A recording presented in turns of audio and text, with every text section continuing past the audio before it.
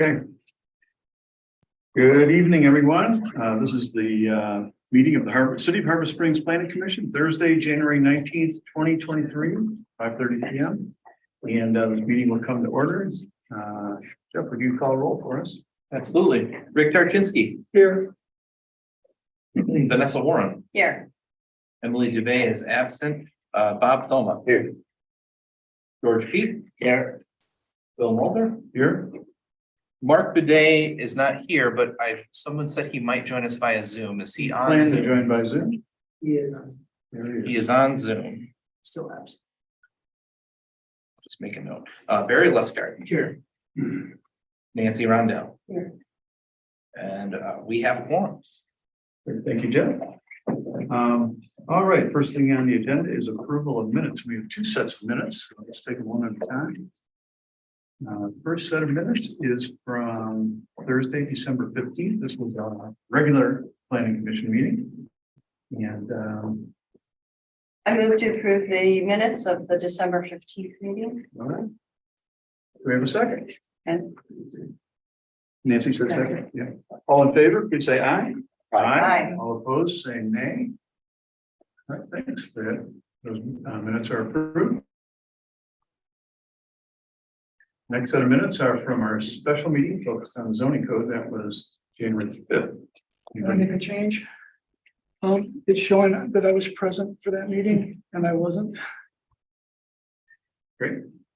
Nancy noticed that too. So we'll just modify that by moving Rick from members present to absent, and then similarly on probably all of the votes, I need to make that change as well. Be the change that we would need to make. So including that change then. did we? There was no. There was no vote, Oh, so that votes. makes that easy. Oh, well then. Yeah, so I move to approve the amended minutes from January 5th. We have a second? Second from Barry. All in favor, please say aye. Aye. All opposed, say nay. Right, those minutes are approved. All right, next thing on the agenda is public comment, and the way that this works is this is the time that someone in the audience or online can make a comment about something that's not on tonight's agenda. So the way the other part of the stipulation is that you have 3 minutes to tell us what's on your mind, what we need to know for the good of the community. Is there anyone on Zoom or in the audience that would care to take advantage of this time right now?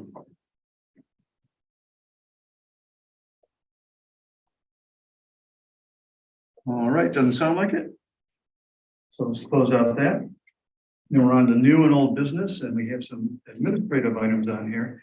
And wanted to ask the commission if you would think that it makes sense to move short-term rentals as a topic up to right now rather than our administrative things. I suspect that that's what most people are online and in the audience for, rather than here is set our meeting schedule for next year. And Do we have to do a chair for tonight's meeting? I would recommend that we move it to item B, so we would elect a chair and vice chair first and then move on to that topic, because technically right All right. now. got it. Yeah. Great. Okay.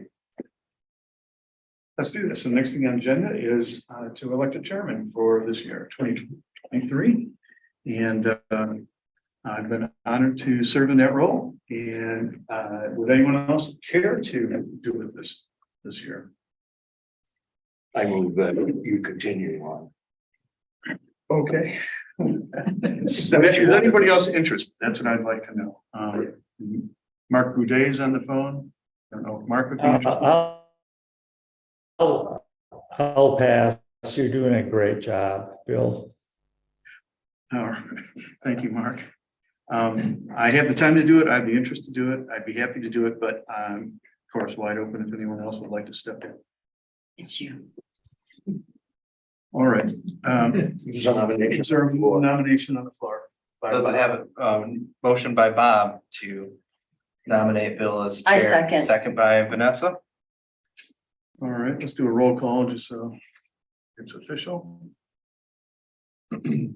Nancy Rondell, Yes. Barry Leskard, Yes. Bill Mulder, Yes. George P, Yes. Bob Thoma, Yes. Vanessa Warren, Yes, Rick Tarczynski. Yes. And I did not skip Mark on the phone on accident. I had to leave him out because technically he's not here. He can certainly participate in discussion. Yep, we'll talk about that with short-term rentals. All right, then we need a vice chair. And Mark Boudet has served as our vice chair last year. And is anyone interested in this role? is Mark still interested? Yes, I'm still interested. Then I nominate Mark for vice chair. But if somebody else is interested, I'm open to that too. Is anyone else, would anyone else care to? Great job. Okay. All right, did we have a nomination? I nominate Mark for vice chair. We have a second? Second that. All right.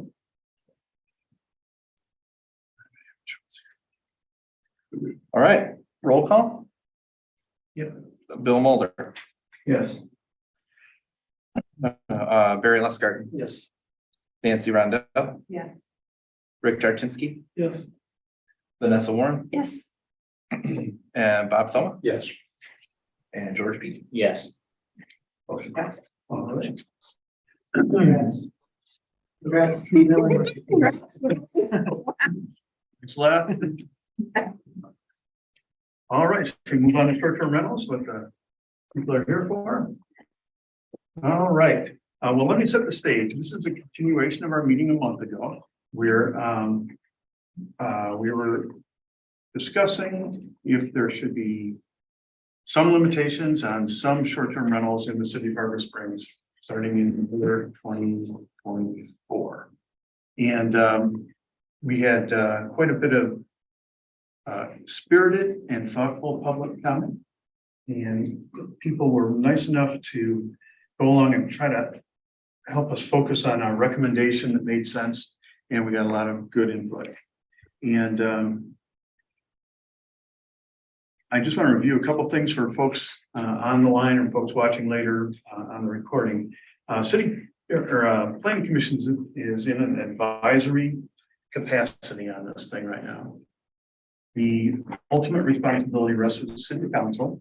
And they've asked us to rethink and to reshape a recommendation that they can consider. So that's what we've been working on over the last couple of months since they considered it. And they're the ones who are elected by the voters. They've got the ultimate responsibility, but they were looking for our input to tailor this thing as best we see at this point. Planning Commission had previously recommended a cap on short-term rental licenses only in residential areas, and we recommended a cap of 40. Council thought that was too low, and they also weren't crazy about the scoring system that would be used for the allocation of licenses. So those are a couple things they asked us to reconsider. Also, council put on a moratorium on new short-term rental licenses in the residential areas for the first half of 2023, and that's in place right now. Under that, current license holders get first preference for the licenses. We asked folks who attended and who were helpful enough and interested in helping us shape our recommendation. 4 questions last month. One of them was, what criteria do you favor as a requirement to receive a short-term rental license? What approach do you favor to allocate short-term rental licenses if there's a limited number? And what's the right number of short-term rentals? And also, do you favor any other process changes or enforcement ideas? And I took notes and I shaped a memo to you that's in the package. 2-page memo, there's some highlighting in it. And I put together what I heard from residents, over the last few months, but I heard it from our discussions, from city council, and just, every single input. And I kind of boiled it down to about 9 different aspects that I think we're coalescing around. But, of course, we're still wide open to shape this any way that you all believe it makes sense. So keep that one on top of your pile, because I think it could help us work through this thing before we, after we hear from the public. There's another piece of news that's happened. There was a bill passed by the Michigan House, which would prevent communities from limiting or regulating short-term rentals. And that bill had passed sometime in the summer, and then it moved on to the Senate, and the Senate had moved it to their queue, but they didn't get to it by the time that their session expired. And they didn't get to it in the lame duck session. So the way that it works is that any legislation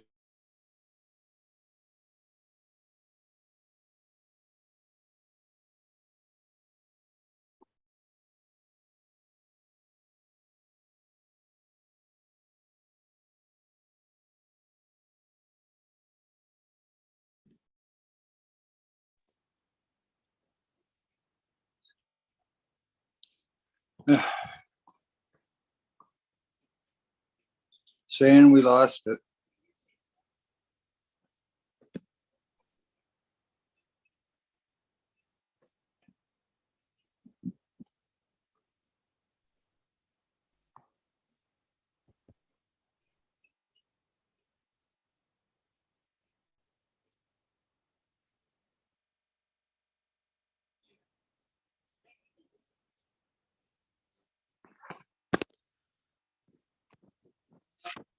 get the We lost zoning it. map for the city of Harbor Springs, but it would be important to find out.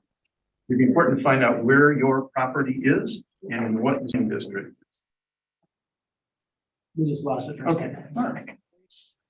So what I was saying is it would be important to find out where your rental property is, if you're an owner, and where your home is, if you're a homeowner, or, just where everything is so that you can do that.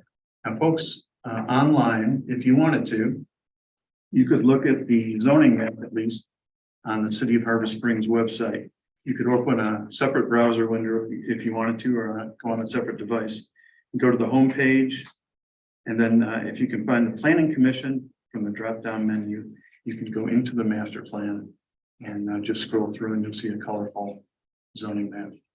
And okay, so people in the audience, do you know where your properties are in what zones? Beautiful. Okay, I think this is so important. Let's just step in. People on Zoom, do you know what zoning district your properties are in? And if you don't, you could even, it'll take you off mute. You give us a cross street and we could probably figure it out together. Would anyone on Zoom like some help finding their zoning district?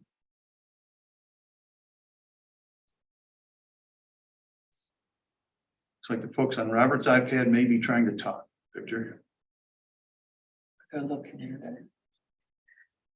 they're muted. They're able to unmute themselves if you'd like to talk. This is a 2022 map, right, Jeff? So which license is obviously expired, so we're really waiting. Yes. This Am map I- I'm- Nothing has been approved yet. Yeah, yeah. The map on the screen.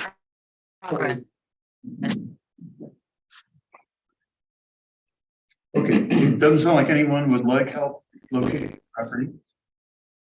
Which is okay. Good. Okay, so let me review what I think we're coalescing around so that we can have some good focused discussion and comment. And it's laid out in the memo that's in the package, and I think the audience has there. And I'll just run through it real fast so we know what's up. So we're going to say all short-term rental properties continue to require an annual license. And say application requirements will be essentially unchanged from what we asked for today. And so here's one of the nuances. And under this proposal, number of short-term licenses in the residential zoning districts, that's R1A, R1B, R1C, R1E, and AR, would be capped or not capped, whatever we decide tonight, at some number or not capped, and there's no number. And again, that's only for single-family residential zoning districts. I think that's maybe what some folks didn't understand last time. And licenses for the properties in those zoning districts would be awarded based on the date and time that a complete application is received. Council didn't like the scoring system, thought it was complex and had some holes in it, so. City staff has recommended that maybe just keep it super simple with first come, first served. And then we get into the other zoning districts. Those are the R2, RM, TR, CBD, B1, B2, ROS. And there would be no cap on licenses in those districts. And there are about 200 dwelling units in those areas. And so the takeaway from that is that no one's talking about capping the total number of short-term rentals in the city of Harbor Springs. No one's talking about banning short-term rentals totally in the city of Harbor Springs.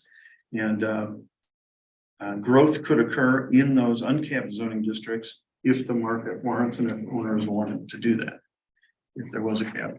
And then last two things is city will continue to monitor for unlicensed short-term rentals and continue to enforce nuisance complaints. Okay. So that's clarification on what I thought we were coalescing on as a way for us to focus our decision and wait for us to get some public input. Jeff or Victor, can you think of anything else we all ought to know before we open it up? I think I've got a couple questions that it would be a good time to ask, Okay. or at least to consider for forethought when we get to that point. Sure. And I think it's on if we decide that a cap is appropriate to maintain, on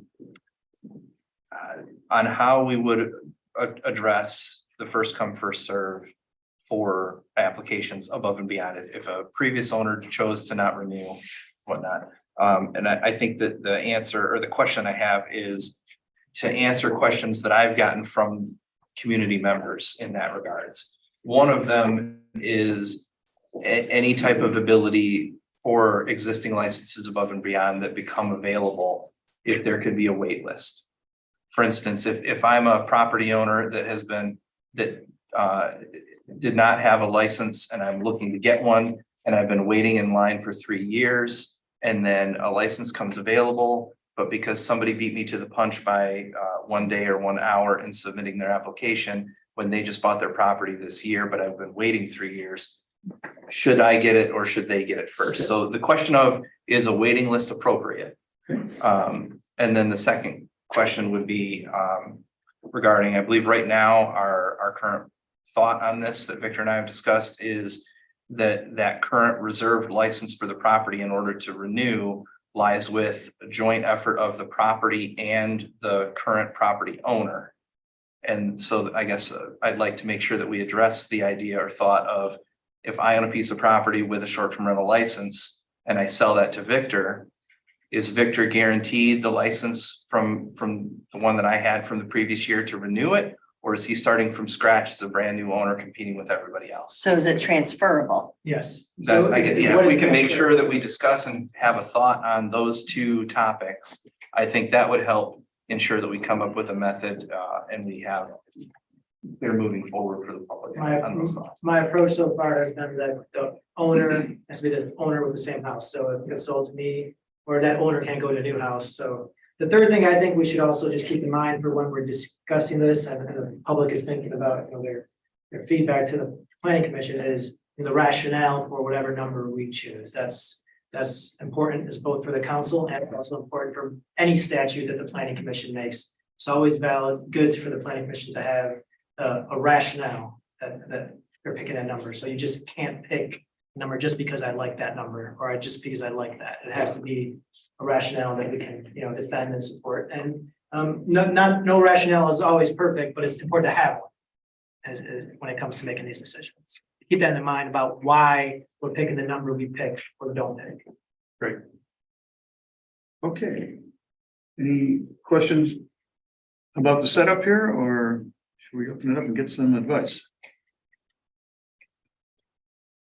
All right. Members of the public. Yeah, go to Go to the- in-person audience Yeah, first, you yeah. know, it's, yeah. You care enough to come in person, you get first credit. So, would anyone care to give us your thoughts?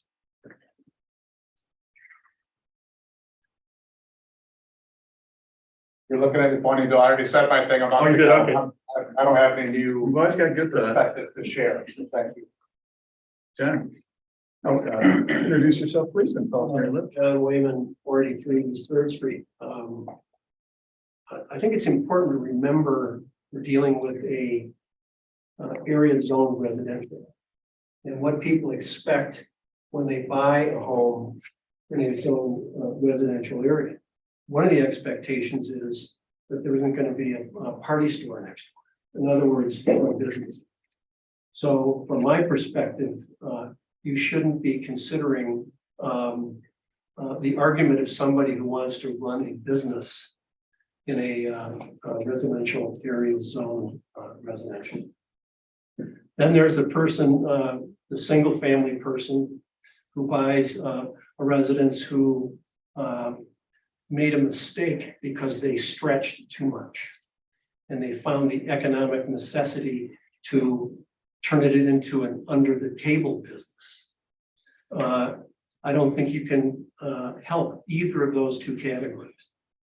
Now, there's the other side of the residential who want to maybe spend a little bit more money on their premises. Okay. Be principally using it. And providing an avenue for them to do that in the form of short-term rent. And the material that I've read, it seems to me that capping, though from a communal standpoint, might be helpful because of the trends of turning residential areas into businesses would be helpful. But it doesn't help that one owner who wants to spend a little bit more money on their property, and that's facilitated through a short-term rent. So I think from my perspective, your avenue should be in limiting the number of short-term rentals that anybody in a residential area could rent their property. That's a change of heart for me. I was all in favor of caps. I've had a business of a motel next to me for a while. That motel could run without violating any ordinances, still make it not good for a residential community or a resort community. So again, I guess by way of conclusion, don't help the business owner. And in that regard, I really think you ought to think about asking the city council to make the policy decision and make it clear. So that will then narrow the debate on your effort to control the issue of degradation of the community. In any event, thank you for your time. Thank you, Jen. Anyone else live? Karen, what do you?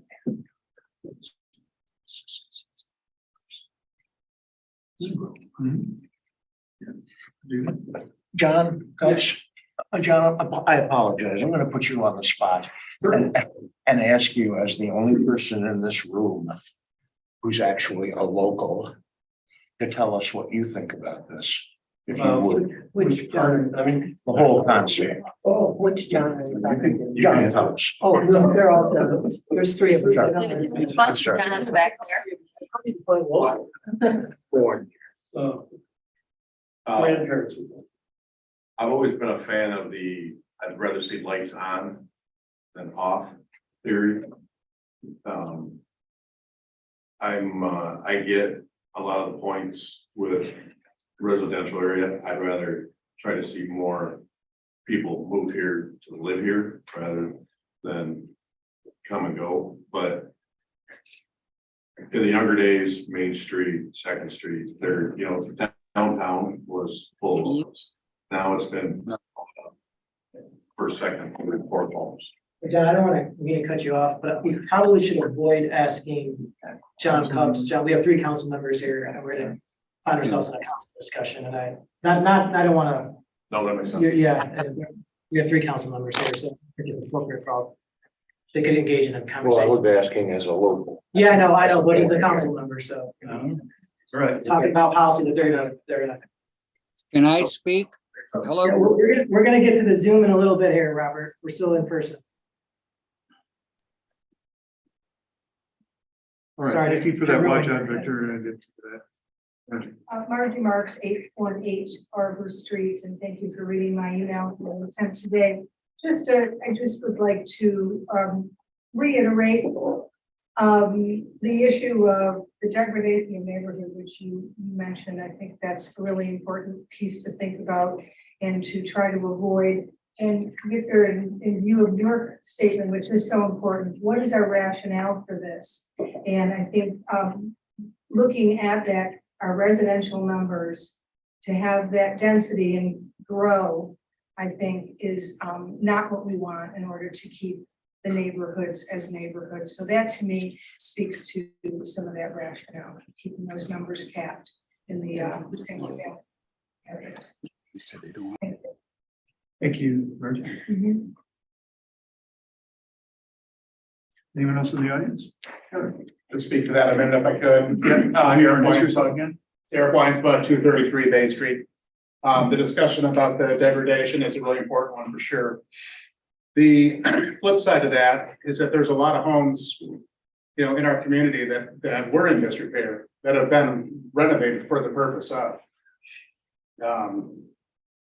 benefiting the community and increasing, walkable, active community kind of stuff. So personally, I've redone 4 houses. 2 of them are probably not legally habitable. So there are some pluses too. So, Thank you very much. Yes, Jen. Jennifer Blancato, 531 West Summit.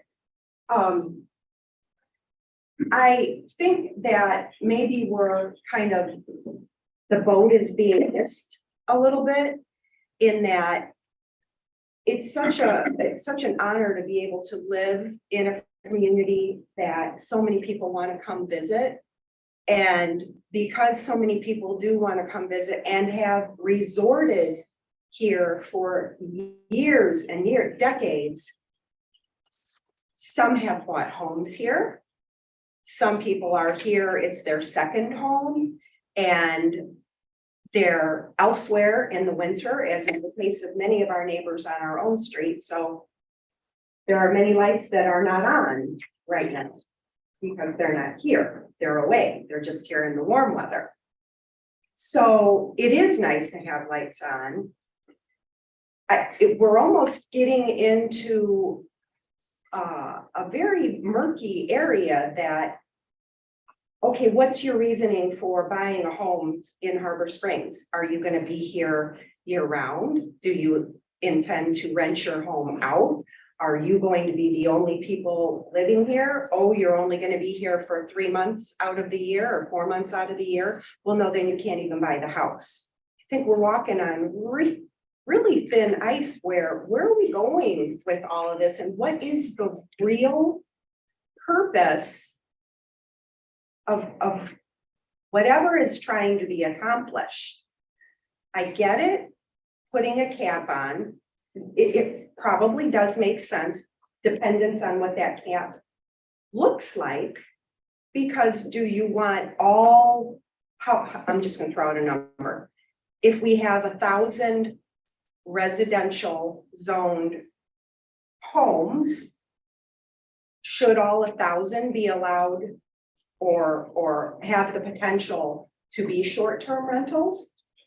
I don't know. Is it a bad thing? Is it a good thing? I don't know.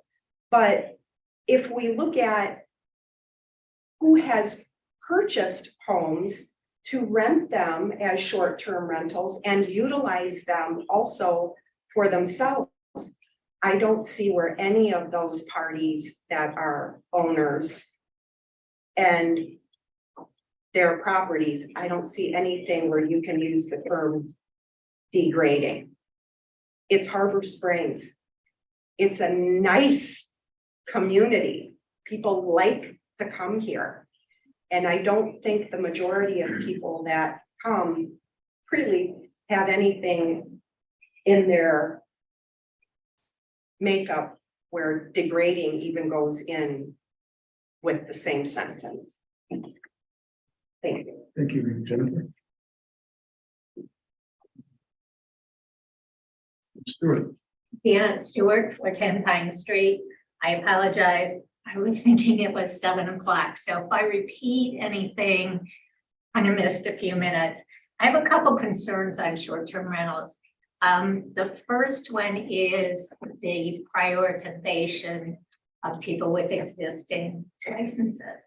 And I understand that for a lot of people, they probably already have their renters lined up for this summer. So I understand that, but I don't think that it's really equitable to carry this on year after year to give preferential treatment.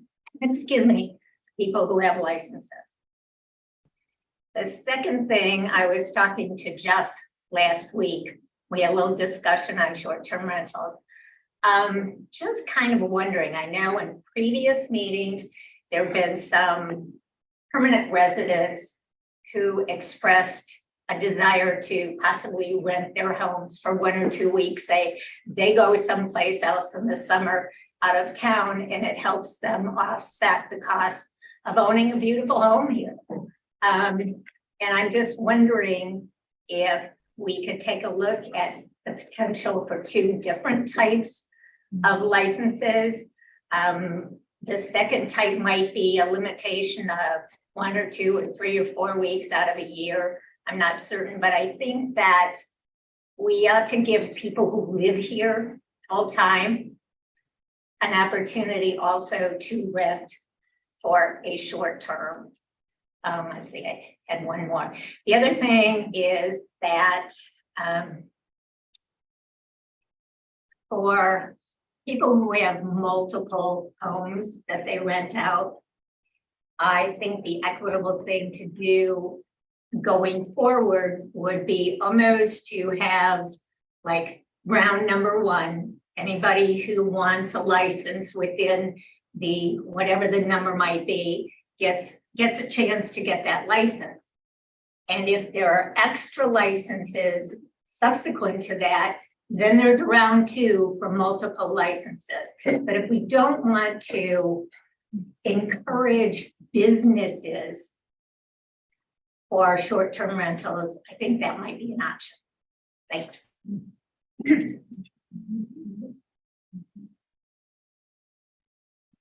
Just get that point. Okay. Thank you, Jen. Anyone else in the audience? I think we pretty much hit everybody. All right, let's go to Zoom.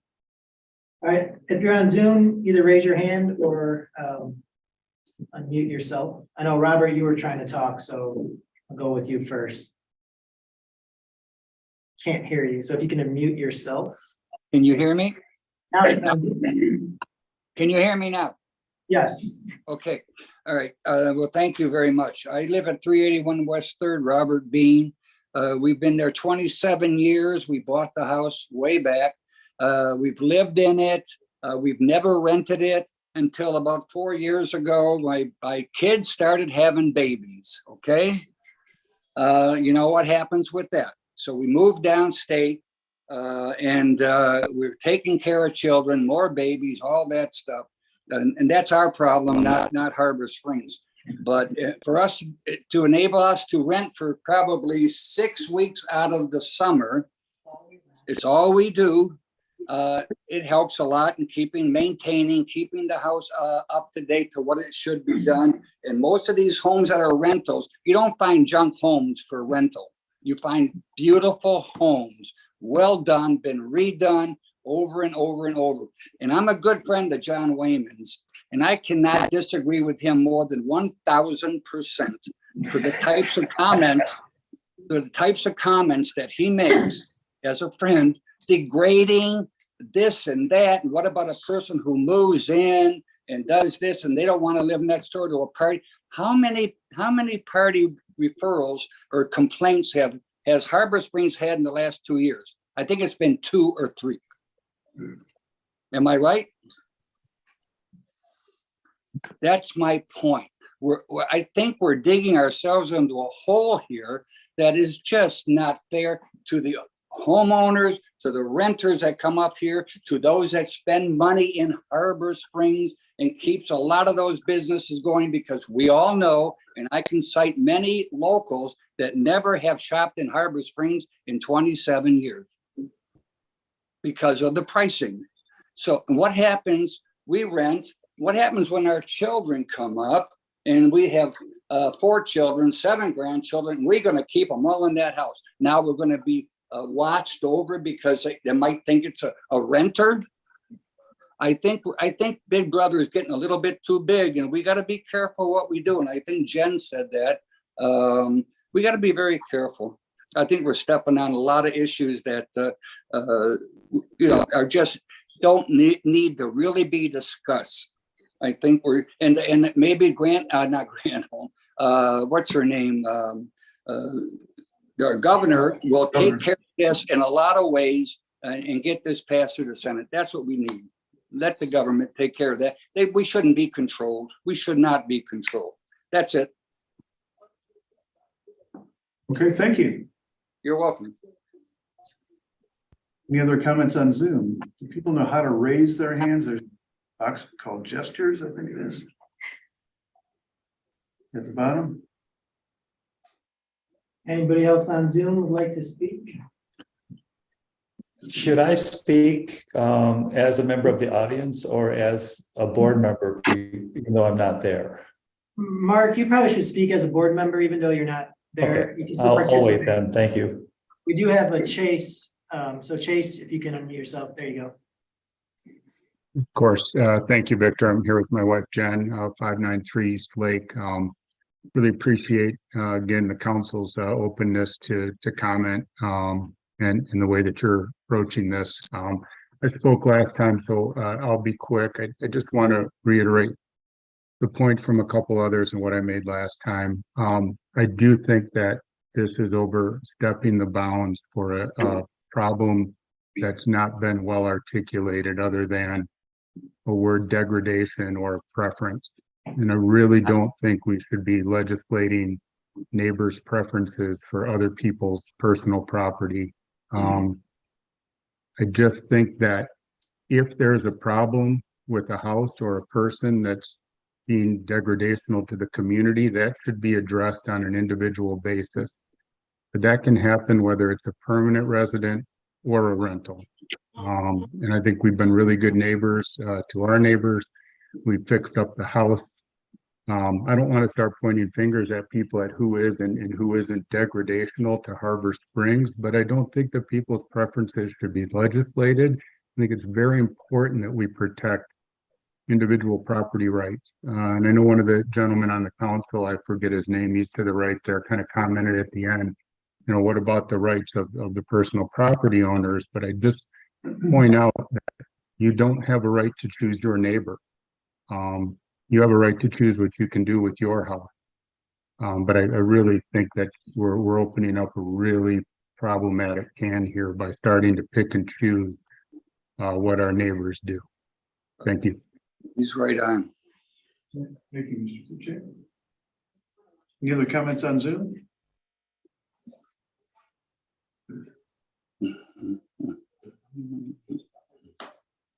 That guy was right on.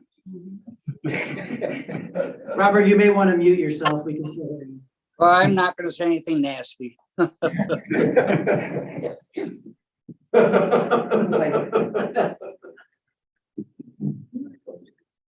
All right, sounds like we may have exhausted. I see no other hands raised, so. No other hands raised, Victor? Okay. All right, well then let's turn it back to the planning commission and get your thoughts on what you've heard and what you thought since the last meeting. Where we stand. Oh, procedural thing. So Mark Boudet, our vice chairman, is a short-term rental license holder. His property is downtown and he is remote. And so he cannot vote anyway, and he was going to abstain anyway if it came to a vote on short-term rentals, as we've done before. But we need to actually give Mark our thoughts about whether we'd like him to participate in discussion or not. His is in the business district. That's correct. It is in the business district. That's Yeah. correct. I'd like him to be in part of the discussion. So Vanessa says she would like his participation. Second, Barry agrees. How do other people feel? Yeah, I agree. Okay, Mark, it's clear that we would like your participation in discussion.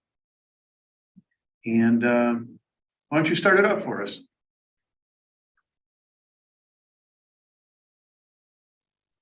Hope you heard all that. Man, that was a nice setup too. You Yeah, are, it was, thank you. So I guess.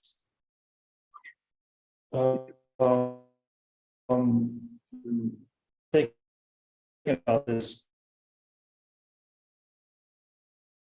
People have made so many good remarks on both sides of this issue. It's really difficult for me to figure out how to, what my position would be. So I thought about it a little bit more, and where I've sort of come up with that I'm thinking about now that I'd like to share with you all is that the Hey, Mark, can you get real close to your mic? zoning has Hey, Mark. been okay. Yeah, can you get Is real that close? to your better? mic? We'll see. Yeah, I just, it might be the internet connection, but yeah. Yeah, I don't have a great internet connection. Can you hear me better? Yeah, we got you. Are you there? Yeah. Okay, so I'll just cut right to it. Zoning, residential zoning has been around for a long time. Our zoning has been in Harbor Springs since I think the 70s. But even before that, there was, zoning in many communities has viewed residential zoning as not business oriented. They would allow some home occupations and things like that, but not necessarily a strong business environment. So my thought about this is that, the only reason we can do what's happening now is because of technology. Technology has allowed Vrbo and Airbnb to exist, and it's given us all tools to use, to create short-term rentals with. But at the same time, zoning's been around a long time. In residential zoning, the expectation is that your neighbor is going to have the same residential use. So that's something that I'm looking at and weighing, is just what the tradition of the residential zoning means, and maybe there's something that John can talk about. So let me just stop there and just see what happens. But those are my thoughts right now.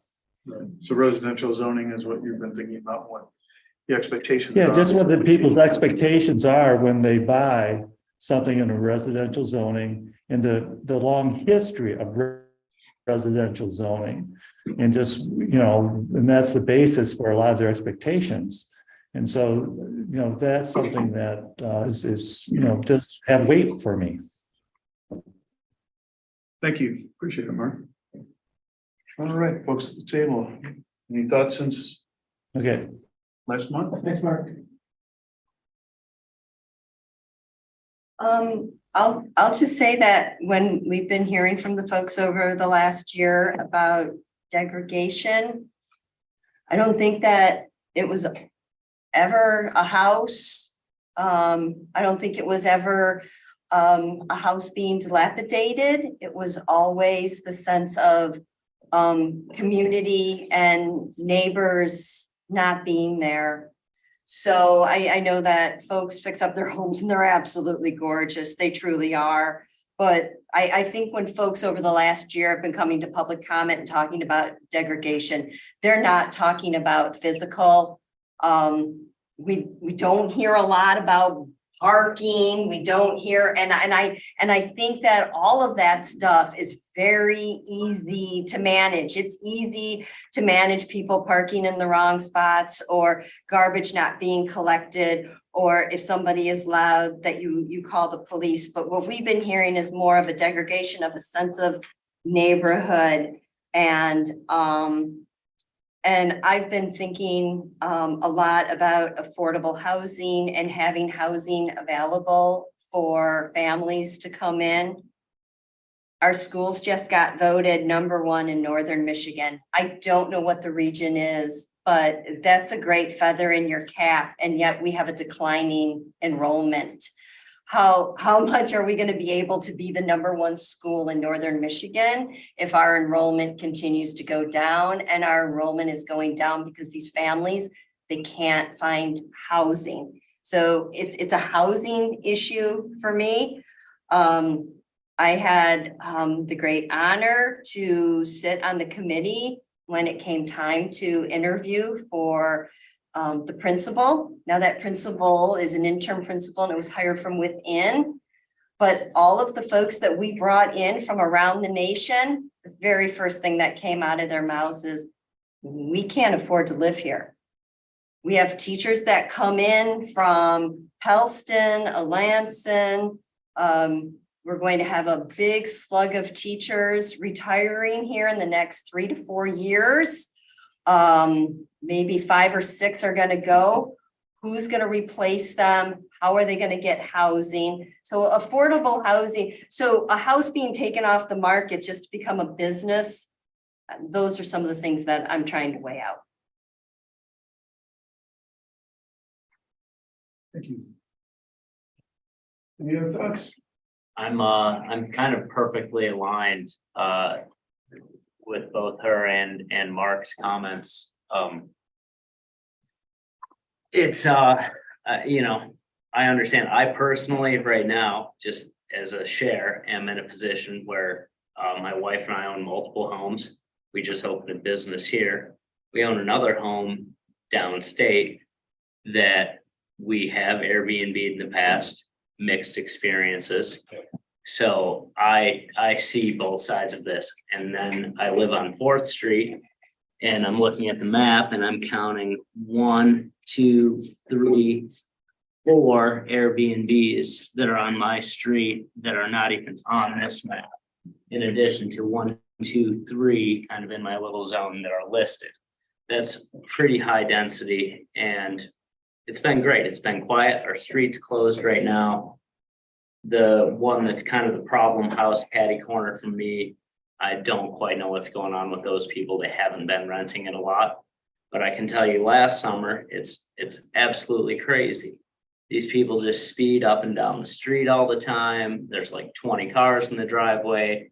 And it's not just on the weekend. It's, you know, Wednesday through Sunday. And then Tuesday, the next group comes in and it's just, they just crank it. And yeah, they're running a business. And I don't know. I bought a house in an area zoned residential because I wanted to live in a residential area, not in a business district. Likewise, I don't know where all the degradation stuff came from. I missed a meeting or two here and there. The way I understood that was that there were people who were Airbnb-ing their homes who felt like they were being talked down to by community members because they didn't like the practice. That was what I felt I picked up on. Anyhow, I moved here. I grew up here and then moved here in my adult life. The first thing I remember about Harbor Springs, it didn't matter what kind of business it was. The people took pride in their property and in their businesses and kept everything really clean, whether it was the mechanic stand or the flower shop, whatever it was. And I really like that aspect of this community. That being said, not every house has to be $1 million, $1.5 million 3-bedroom house. My house isn't all that great, but it's affordable. And those houses are pretty much all gone. So that is also at the forefront of my thoughts regarding this. Thank you. Rick and Bob, care to weigh in? I think Vanessa covered very well the degradation of the neighborhoods. It's not the properties themselves, it's the feeling of community, knowing your neighbors, knowing who lives next door, and doing things, working together to keep our yard nice.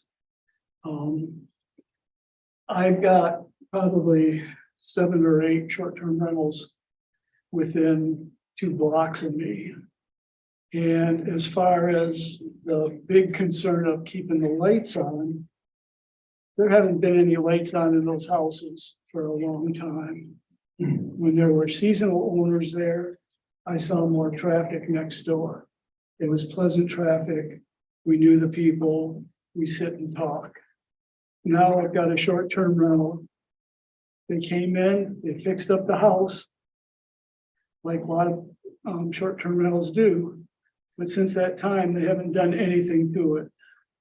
The grass is high, the back porch is rotting off, the front porch is rotting off. The windows are rotting off too. They haven't done a darn thing to it. So I think that keeping this lights on thing just doesn't prove out. There's people coming in the summertime, but it's empty more than it's occupied. And the time that it's occupied is more trouble than it's worth. Thank you. Thank you. Bob, where do you come down? I'm just leery of more control, Mhm. not a control person. I'm not sure, to be honest with you. I don't know, okay, if we eliminate this, going extreme, Extreme, okay. what would we expect to happen? Do we expect those homeowners to lower the price of their homes so that people who work for the city could afford to buy one? Or people who work at the New York could afford to buy one? That's probably not gonna happen. I mean, if people are what they would consider cheated out of their way to make a business, they're not going to reduce the price of the home before they leave. They're going to sock it to whoever, and there's no equality here. Limiting them isn't going to make them worth more money or less money. I personally have not had any regrettable experiences like you have. You've been kind of tortured down there. I have short-term renters aren't they across the street from us, Jen? Well, there were over the summer, and then next to them, Jeffrey's house, that's short-term rental. Okay, I didn't even know. But over the summer, that was short-term I rental. didn't know. Yeah. And I live across the street. That was a great experience. Now you guys. That's another story. All right. So you're torn? I am. Tough, I am. Yeah. I'm not calling on Nancy. It's okay. I would vote on a limit if it was reasonable. Okay. Nancy Rondell is a city council member, so I'm not calling on her to discuss. We have other council members here, and so they'll just keep us. No, that's fine, she can discuss, but that's why she's on the board, it's when the other team members are here. Yeah, when they participate.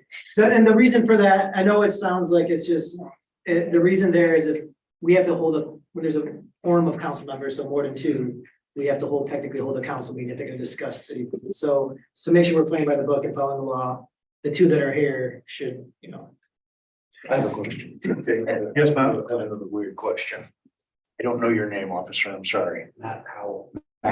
What's your experience with short-term rentals here and other places?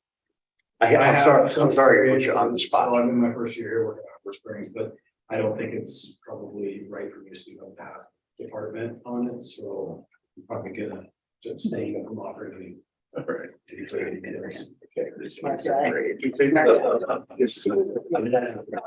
All right, Nancy, is there any thought you'd like to share? I have thoughts on both sides too. This is probably one of the toughest issues that we have to deal with. Kind of feel like we're putting a Band-Aid somewhere. I need to give it a lot more thought if this is really the right avenue to even go, in all honesty. Or if we need to look at the zoning issue more than just, are they businesses? If they're businesses, then they really don't belong in R1, but we got all sorts of businesses in R1. So how are we going to solve that? There are all sorts of people working who live in R1 on many different levels. So I think it's a bigger question than just how many short-term rentals, and I think there's a lot more to it than this. So I need to think about it. I believe the town is more vibrant Mhm. in the summer with short-term and long-term rentals. How many do there have to be to maintain our vibrancy in residential areas? When you go downtown in the evening and people are, it's not us, it's them that are downtown. They're calling you. Yeah. So, like Nancy, I'm on both sides, and so the fact that we live just outside city limits about 2 years ago, 2.5 years ago, we sold our house. We wanted to be inside Harbor Springs downtown, as close to downtown as possible. We bought a lot on Second Street, and things got crazy with building. So we decided to start looking. When we started looking for things that came up, we were competing with 10 to 15 other people, mostly downstate, sight unseen, businesses just looking to buy. So it's jacked up the prices of real estate, it seems like. So I think that it does cause problems for affordable housing. I think as far as the feel, it is nice to have lights on. So I know businesses in Harbor Springs rely on, especially this time of year, on the short-term rental, especially restaurants, and it would be nice to see those continue. So again, there's pros and cons on both sides. Does there need to be a cap? Maybe, or some kind of requirement, for an LLC to have 4 to 5 short-term rentals. Probably isn't the best idea for her, but as far as what we can control and not control, I mean, that seems to be what we need to decide and figure out. Agreed. Can I say a word really quick, Bill? Yeah. Kind of going off what Nancy has said and some others have said about how this fits within the zoning. And we're going through the zoning code update, so I think it's an appropriate time to maybe address some of those issues. The one that I've emphasized, probably a year and a half ago was we already do control and regulate B&Bs and motels and hotels. We have definitions for those in our zoning code. So if we technically already tell people where they can and can't have a bed and breakfast and a motel. Whether or not short-term rentals fits that definition of either a B&B or motel, it seems like at one point the city decided to make an exception for short-term rentals. And we've talked about how it might fit the definition of a motel. So I think as we're going through a zoning code, we have to clarify, what do these definitions, what do we mean by these definitions? And we already are regulating motels and bed and breakfasts. And why should we regulate these ones? And or why or shouldn't we regulate the short-term rental ones if they're essentially the same thing?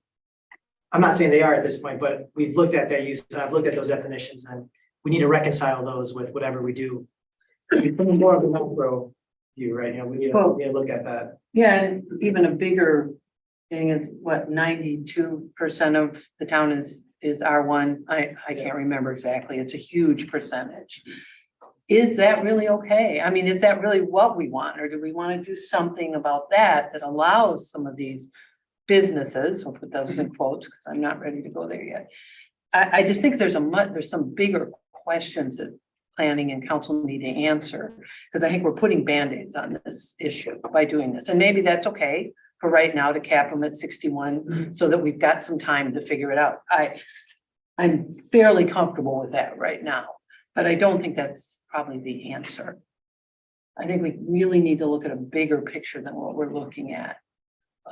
I understand that short-term rentals upset people. I get that. I'm surrounded by them. We've had no problems, but I also understand the other side of it too. And so I think there's a bigger question here than just how many short-term rentals or should we allow or not allow, and where should they be?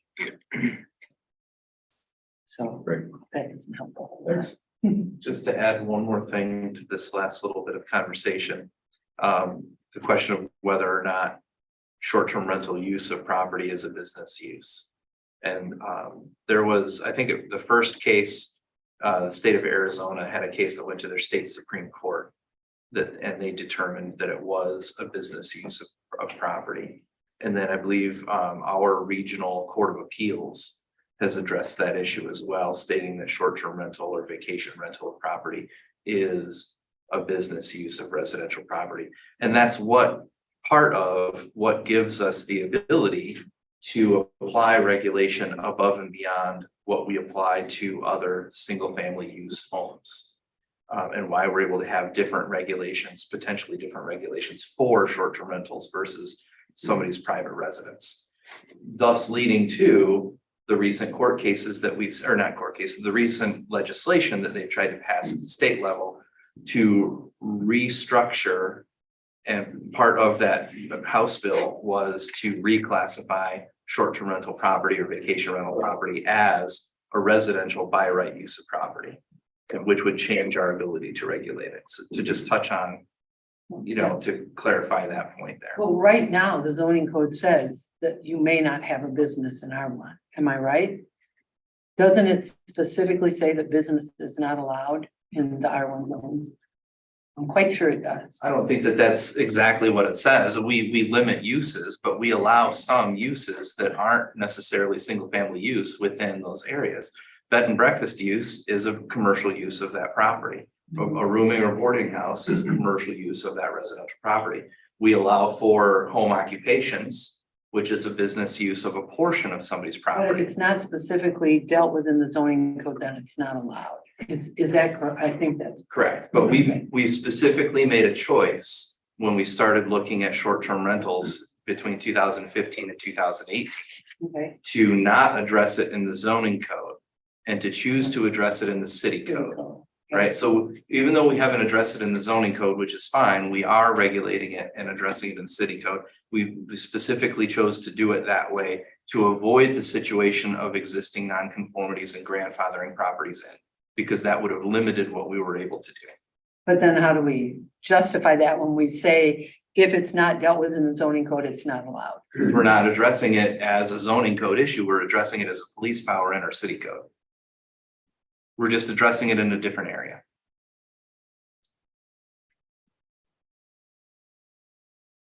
I mean, I think there's a lot more work that needs to be done on this, on a bunch of different fronts. Jeff, has Petoskey gotten any lawsuits on their not letting short-term rentals in residential district and only in commercial? I don't know how, I don't work for Petoskey. I can talk about, past conversations that I've had with their planning and zoning administrator that I do know a couple of years ago when I had a conversation with them when they were first initiating this, they did have situations where when they had created limitations, they had properties that were acting as short-term rentals in their single family residential neighborhoods that didn't have licenses. They did choose to do it as part of their zoning code. So they have some properties that were existing nonconformities that are continuing to carry on with short-term rental activity. They did have some cases with short-term rental properties that continued to act as short-term rental properties when they had told that they didn't have a license and were supposed to stop. I don't know how those court cases ended up or whether they have any currently right now. But that is a potential issue. And I think that Charlevoix had some similar situations like that as well, I believe. Okay. I'll tell you what I've been thinking about. And that is, planning commission isn't considering limitations on short-term rentals in order to be mean or to try to prevent someone from earning some income. We're doing it because for 3 years, residents have been pounding on the table, demanding that we do something to put some boundaries around this thing. And so, the depth of emotion on this is so strong, in some parts of the community. And what we learned, there was a great comment, I think, Mr. Robert B., I didn't get your last name. You said, let's focus on the complaints. And that's a thing I've heard of quite a lot of the time. And I agree. And what we've also learned though is that only accommodates maybe a third of the people's concerns about short-term rentals. The other 2/3 are, change in neighborhoods and just uncertainty about who's going to be there. And then, housing availability for, full-time people. So when we focus only on complaints, it only answers part of the question. And another objection we heard a lot last time is that eliminating short-term rentals or even limiting them would crush the economy of the city. And I've been thinking a lot about that. Our businesses do need people, obviously. We don't have hotels, and our folks play an important part. But our businesses draw from at least the city of Harbor Springs, as well as probably the 6 townships north of us, right? And probably elsewhere. And there's like 5,700 homes in those areas. So if we were to potentially limit the growth of short-term rentals, maybe 10 short-term rentals didn't grow next year, is that going to crush the economy of our businesses? I just don't see how that would play. So I don't think that's a valid complaint. I attached 3 articles for you, 2 news articles and a summary.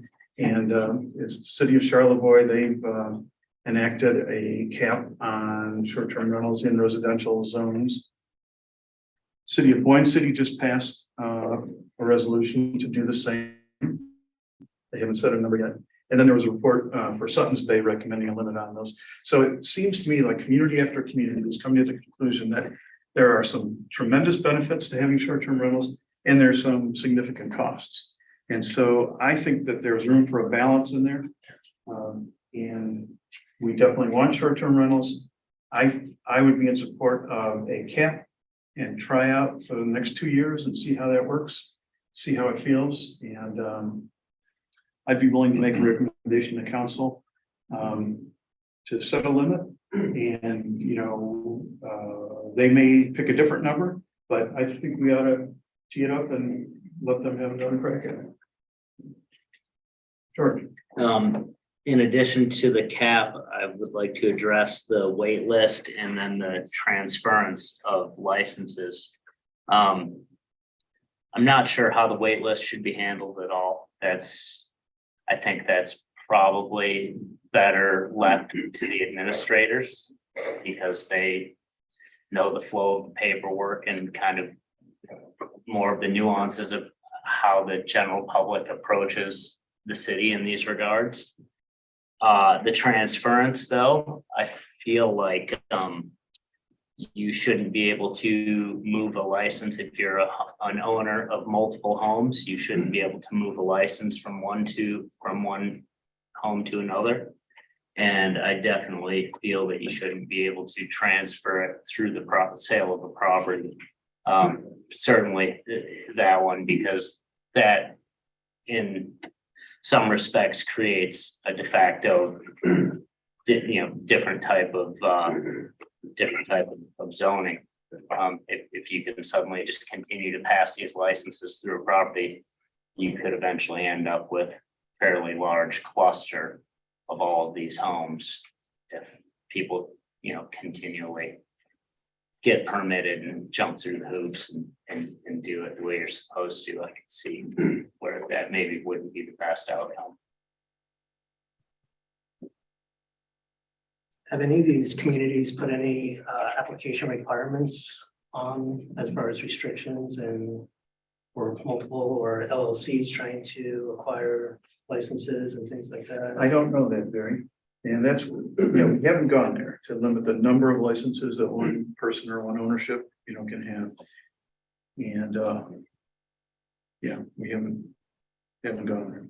And we've talked about that, and then we've also talked about amongst ourselves difficulty with potentially enforcing that, is that sometimes owner can just set up a new LLC or new business, and it's not very difficult. I mean, it's a hassle, but it's an inconvenience, but it's not impossible. And so that's one issue with having you can limit like to 2, but then someone might just set up another LLC. So it's something to think about, that the difficulty, will it do what we intend? will it dissuade people enough from, to not set up another? Right. Yeah. Question for Jeff. You know how Yeah, this is many, their discussion. you know how many of these rentals are owned by businesses rather than?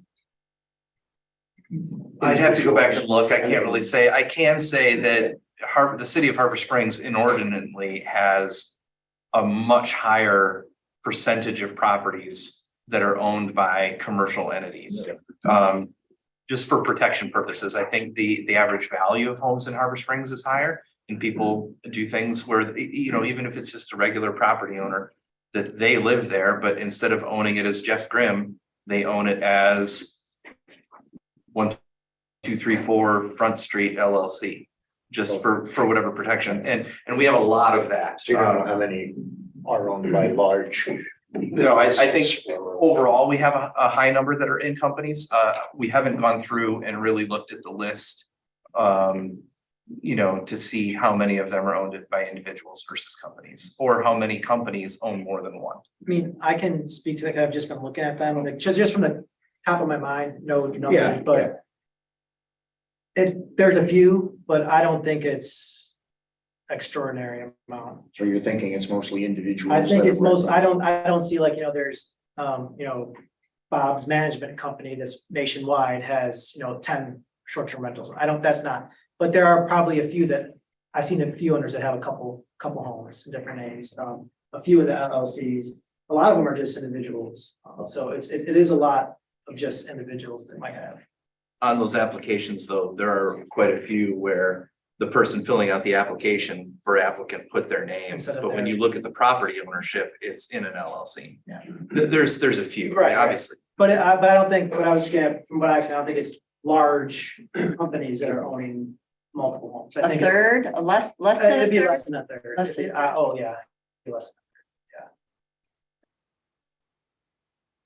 Along with the discussion of the wait list, is there a way that we could make it so that in any one year, if we don't sell all the allotted cap, the next year, the new cap would be the number of licenses that had been sold the year before?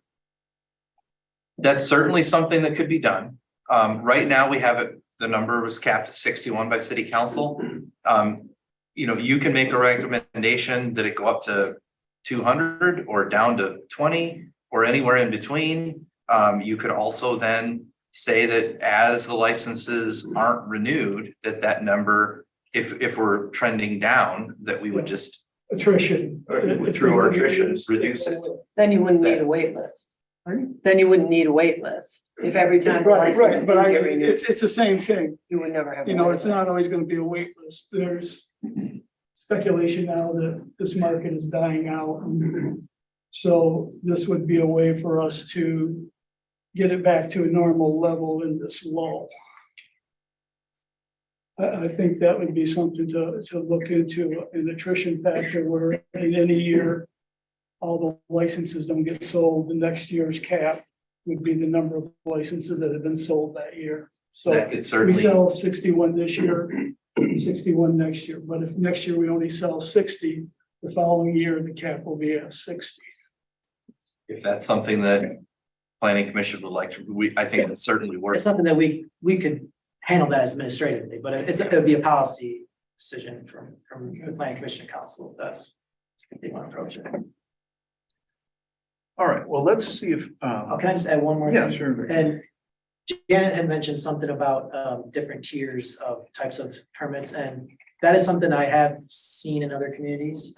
How easy it would be to enforce and for us, I'm not sure about that part, but it is something that is, unique and what we're talking about is, I need to rent my house out for 2 weeks of the year versus this is my business, I'm renting it out 8 months of the year. So theoretically, it's possible to make that distinction, but that's going to take a lot more work if we wanted to go down that route at the planning commission to try to create a two-tier system for short-term rentals. So anyways. I think that would greatly enhance the amount of time spent on it administratively Yeah. to try and enforce.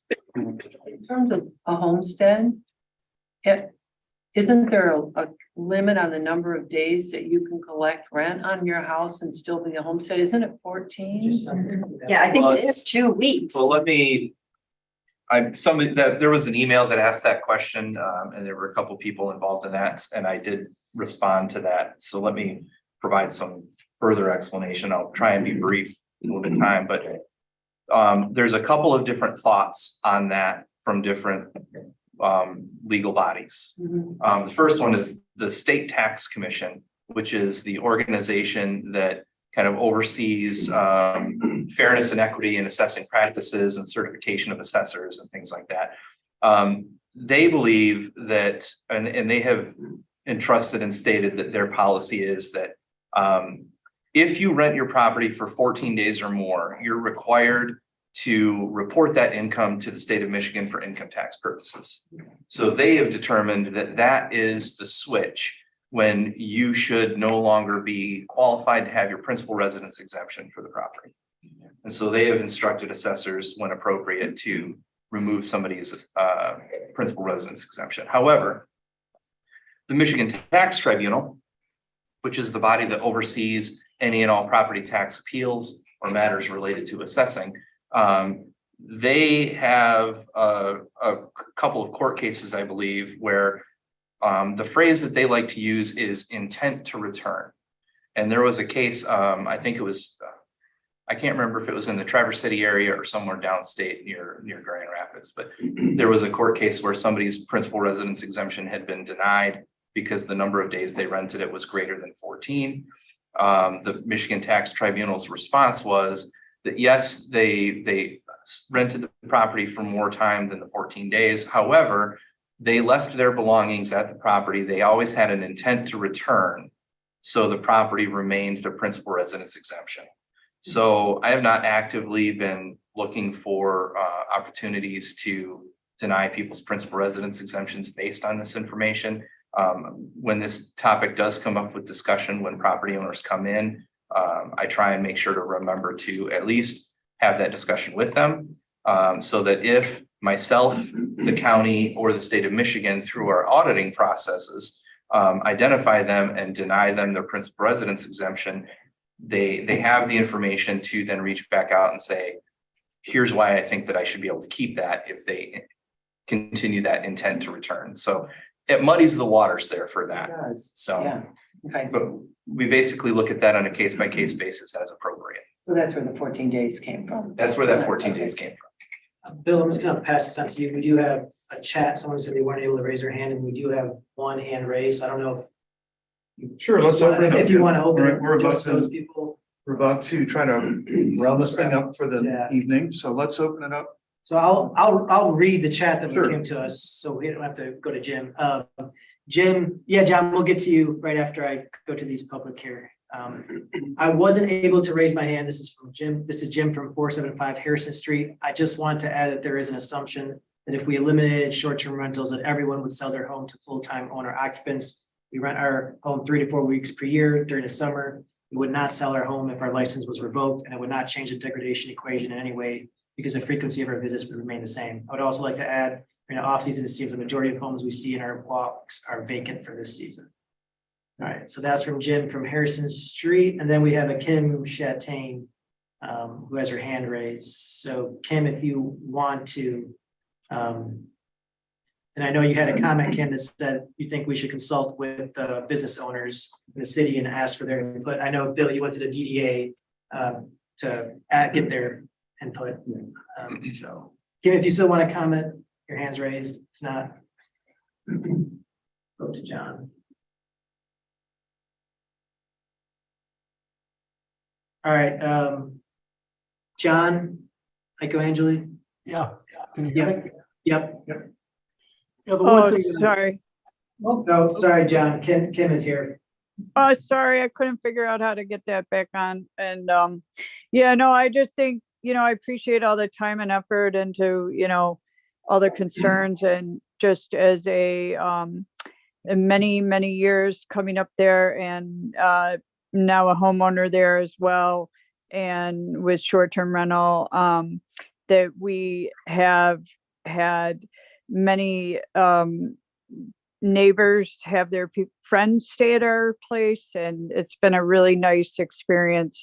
And my father-in-law had a place there, and not to go on to too much detail, but I definitely agree with many of the statements from some of the other people. I'm sorry, I couldn't speak earlier, but I think that you are kind of trying to rope in, and I don't know all the different people on the board there, but I think that I would move slowly. It would be my advice.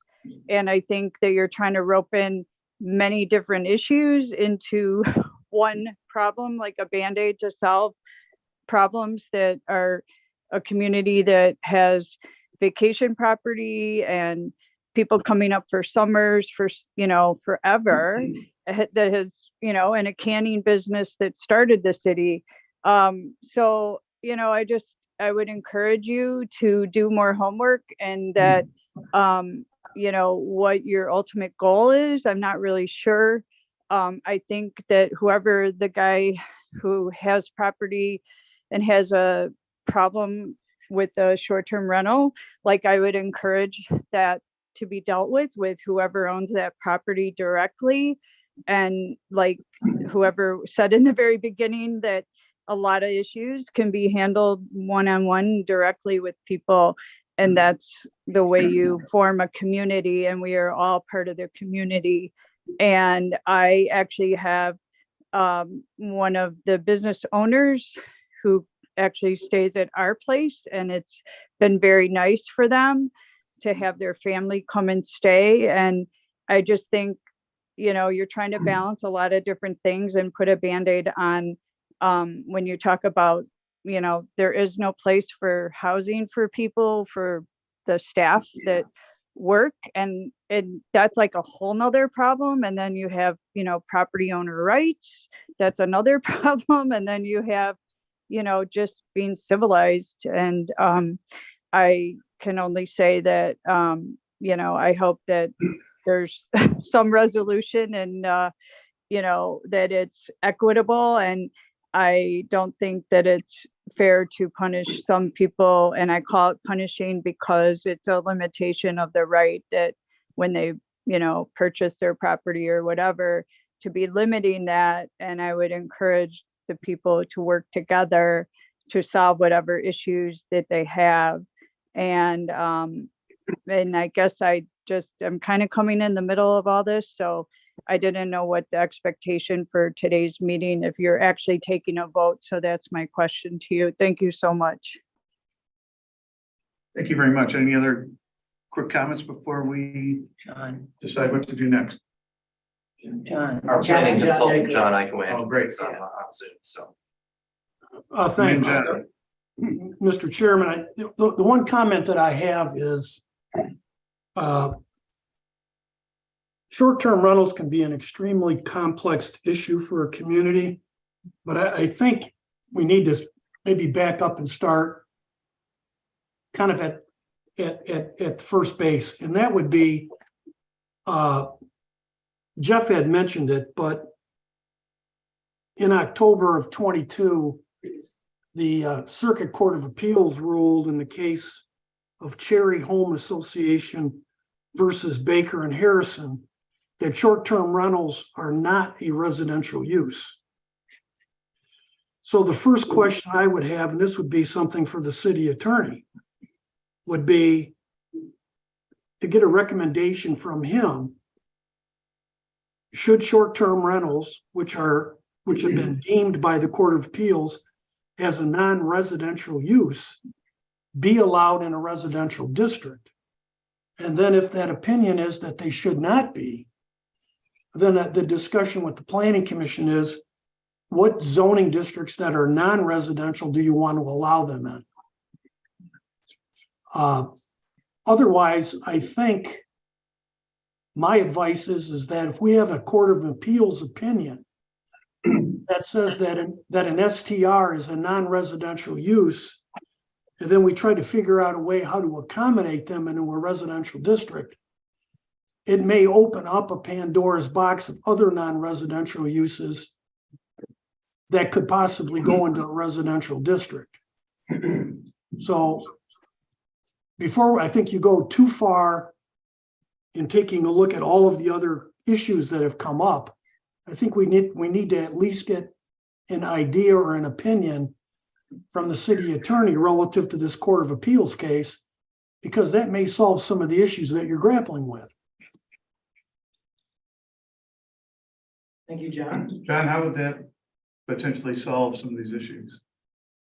Well, for example, if the attorney says that he agrees, or he feels that the opinion that the Court of Appeals made, which is unpublished, should be recognized and considered by the Planning Commission, then the STRs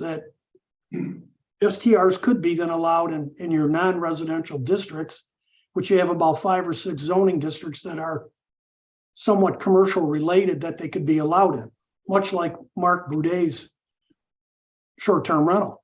The short-term rentals that are currently existing in your residential neighborhoods, then I would apply an amortization period where you give them a certain number of years to phase out. So you don't tell the person that, oh, next year you can't rent it, but have an amortization number like 5 or 7 years.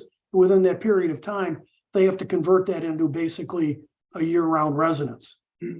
That may be a strategy, but what I'm advising the Planning Commission is you've got a lot of different opinions on a lot of different techniques.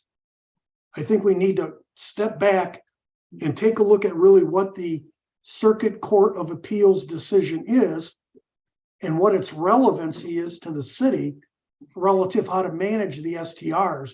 And then from that point, decide on what your strategy is going to be. When was this appeals court decision made? It was published on October 21, 2022, and it started really hitting the newspapers sometime in December. So it was done in October, but people really started hearing about it. Municipalities starting hearing about it sometime in December before the holidays. It's a moving target. Yeah.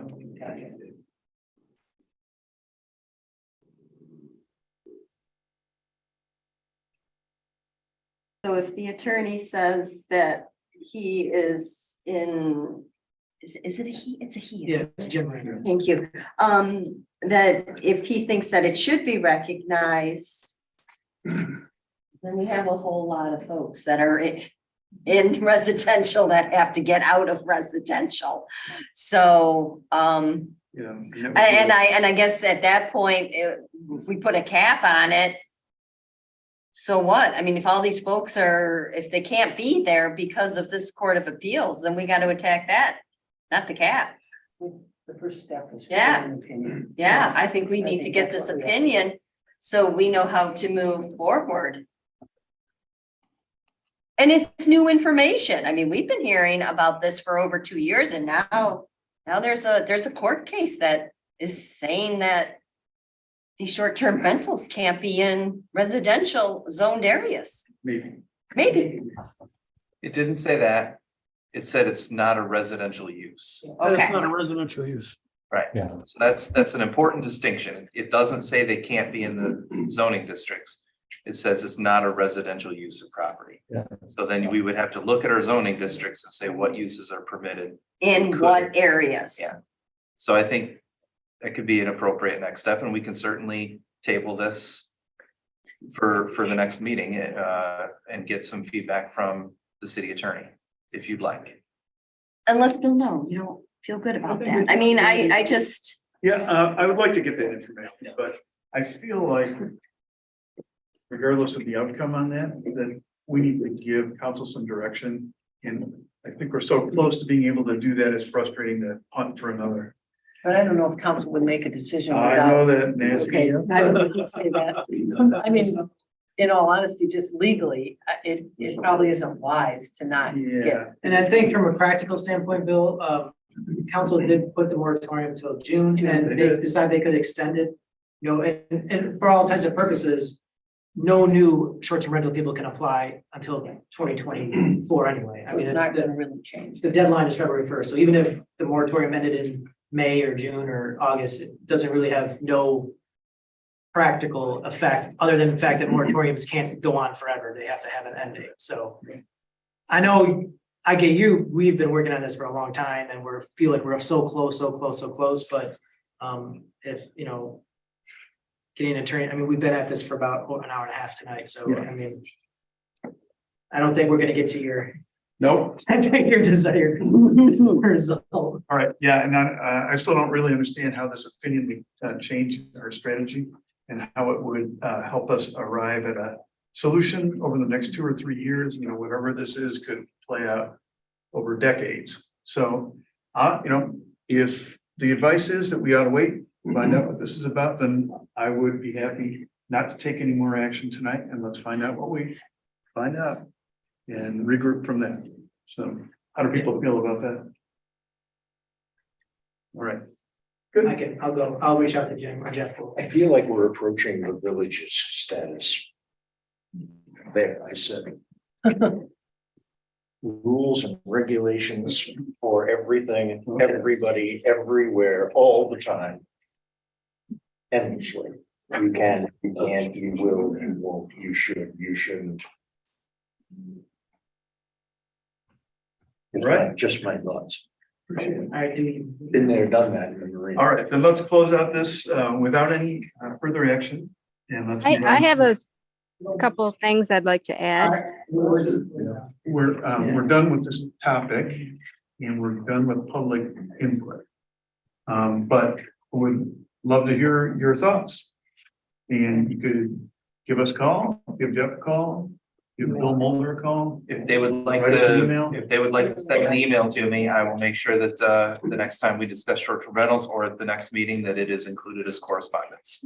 For anybody that didn't have an opportunity to speak to that. What is the best way to communicate on this issue? Just through you, Jeff? My recommendation would be that if you have any correspondence that you'd like to get to the planning commission, submit it to me. If you'd like to submit it to Victor, I'm sure he doesn't mind. He forwards stuff to me. I think it's best that way. I would recommend that we, no offense intended, but I would recommend that we don't send it to some members of the planning commission. That way, when the planning commission comes in and they receive their packet of information, everybody is getting access to the same information. Whereas if it's sent to certain individuals, people are then coming to the planning commission and making decisions based on different sets of information, and that's not fair. So, but by all means, anything that you send to me, the planning commission gets, and if you get it to me by the Friday before the meeting, then it is included in their packet, and they get it. Thanks. All right, well, let's close, that topic's closed out. Thank you, ladies and gentlemen. Thanks. Thanks, folks on Zoom, if you need to leave, we won't take any offense. You're welcome to stay though. All right, next thing is approval of our 2023 meeting schedule. And what's proposed in our package is what we've got now, every third Thursday, 5:30 p.m. How do people feel about that? In favor? In favor, good, okay, I don't think we need a vote, we just need concurrence. Okay, That's fine. so that's the schedule will stand, and then we can always call extra meetings. I was to say, Bill, what's the thought on that? I mean, should we pencil in those extra meetings? You might want to pencil Okay. those in. All right. The first Thursday, of the month. It just, it helps me that they're on my schedule. All right, sounds like we have concurrence on that. Review the bylaws. Jeff, what did you have in mind there? I don't, bylaws right now, have any proposed changes. I think that Jim Raymer is reviewing these to see if there are any potential updates to the Michigan Zoning Enabling Act or the Michigan Planning Enabling Act. He may have recommendations regarding deadlines for appeals or something like that based on other changes from the state level, but at this point, I don't think we have any proposed concerns or thoughts. Can we make sure they match? Our zoning code and our bylaws don't match. in a couple, am I Or saying- the city code where we The talk city about the code. planning. Yeah, the city code, thank you. The city code and our bylaws don't match in some places. And I think we need to we need to make sure that happens. Yeah, one of the ones Nancy's talking about is Yeah. that the process of how members are appointed, it says one thing in the city code, which is correct based on state statute, but it says slightly something different in the bylaws. Bylaws. So the bylaws should say what the city code and state law says. So. I just think it's really important that they match. All the bylaws match, whatever. So there's a couple things. You've got the email though. I sent you that email with it in. Yeah, I saw that. Yeah. Thanks, And Nancy, little for things, scrubbing that. but it's somebody could call us on that if we're not doing it the way, if those two things don't match. Send it over to Jim too. Yeah. Okay. Okay, moving on to planning and zoning fee schedule. Yeah, what would you like to tell us about that? So, yeah, we have some new software that we're getting that's gonna really help with some behind the scenes work with zoning things in general. Keeping track of zoning permits that have been issued in a better way, keeping track of enforcement action taken or complaints received. Being able to track those. Potentially in the future, they have a module that will attach to that provides for participation with the community. We could have something on our website where people could post complaints and then they would be able to then go back to that portion of the website and keep track of the status of that complaint to see what action was taken or Because not. you would go in there and put your Right, action. right. And it could, in theory, expand and be used for multiple things. You know, if somebody contacts us through that with a concern, then we can determine, well, is that really a zoning concern or is that a parking issue that should go to Kyle? And then you can, if needed, disseminate that to whoever is appropriate to address. Then if it's a zoning issue, let's say somebody has a car parked in their front yard and they want it dealt with, they could, hop on and do that. And then I would then get notification of that change. I could then go in and say, yep, that's a violation. I contacted the owner and started the process, right? And they could keep track of the status of that complaint or concern. That's one aspect. That's not part of what we're getting right now. That's something that they are working on that will be available in the future. But part of it is being able to track zoning violations and complaints and concerns just on my own part. I provide an annual update to the planning commission each year on status of permits and things like that and whatnot. And this will help me with that process. With that added cost for that software, Bill and I sat down and reviewed our fee schedule. We did update certain aspects of the fee schedule a couple of years ago. There were a couple parts of it that we really didn't change much. So there is an update on that here. So I've got some sections highlighted in red. Page 8.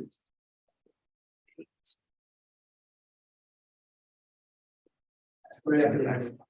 Oh, right after the minutes. Sorry about that. Bear with me.